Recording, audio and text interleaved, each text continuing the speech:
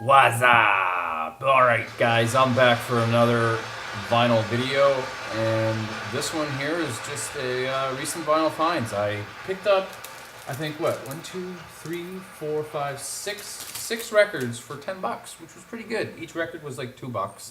And the first one I was really happy to find. I don't really know much about Joe Farrell as a jazz musician, saxophonist I believe.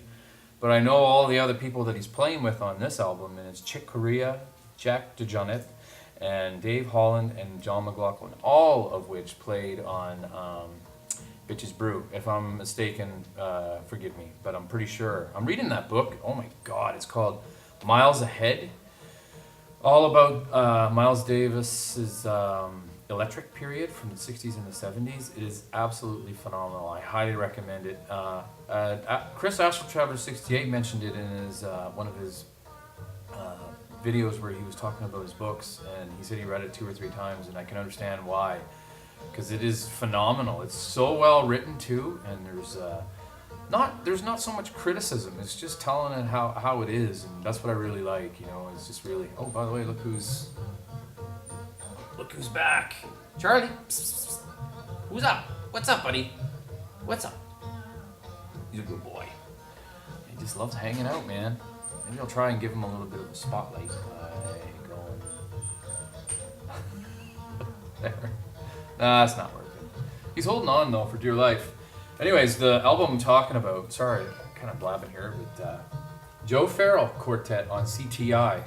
It was only $2. It's better than fair.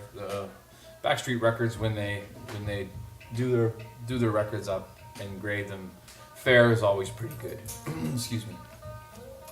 And there's the back. You'll see there's all the people I was talking about there. And on the inside, picture of everybody. Not too much information on the session, but I'm looking forward to listening to it. I'll show you it's the original CTI. That's the only actually original CTI inner sleeve that I have. But it's in great shape. It is. It's got a couple little tiny little surface scratches, but nothing bad, you know. Nothing to make it just a $2 record. Maybe it's warped actually. No? I don't know why it was so cheap, but I'm happy it was. It's really great stuff. I'll just put that there. So that's that, Joe Farrell. I'm looking forward to spinning that. Here's a Santana record I didn't have called Inner Secrets for $2. It should be interesting. I'm not sure what to expect with this, but yeah. I know that Santana had quite a bit of a cheesy period. What I would consider cheesy anyways, like very preachy kind of stuff, and some people really liked it, but it's not my bag. I saw Santana a while back at the Portland, Maine, at the Old Orchard Beach ballpark, and it was them and Rusted Root and Fish, I think, and a few other groups, maybe Warren Haynes, I can't remember now, but it was pretty cool to see him. He didn't really face the audience, kind of pulled a Miles Davis. He didn't really face the audience and did a lot of preaching facing his band, which was interesting anyway.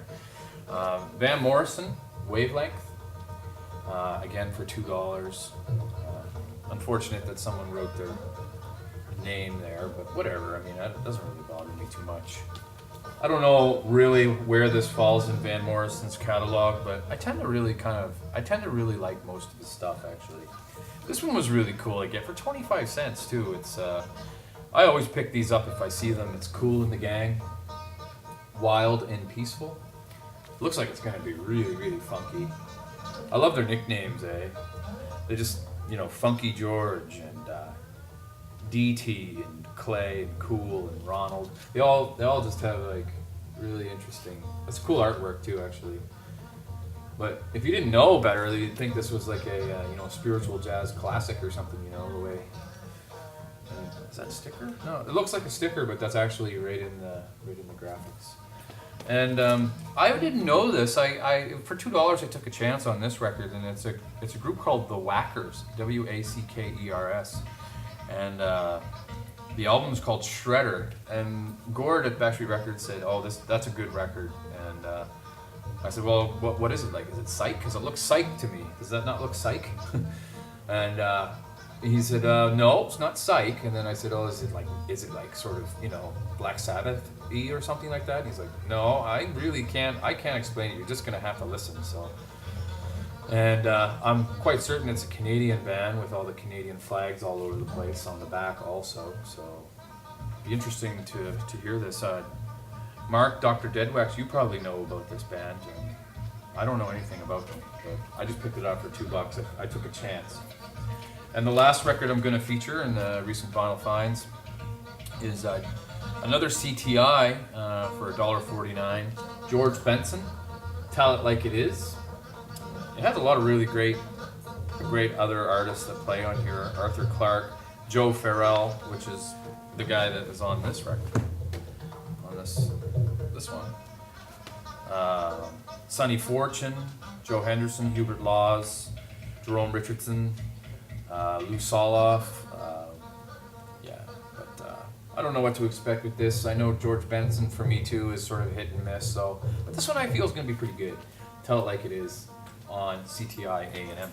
So I have some Blakin to do, and I can't wait to do it. It's actually sort of like a little bit of a zen thing for me to put records in. Like, I just enjoy it because it's a good thing to do while you listen to music. And Chris, you've pretty immortalized that with your videos where you just shoot the shit and Blake at the same time. And I may do a video like that. I have 600 of the bloody things to put into packages. So yeah. Thank you, Blake. Thank you, Mark. Thank you, vinyl community. I love you all. You're all great. You're all fantastic. And yeah, I tip my hat to all of you. Take care. Bye-bye.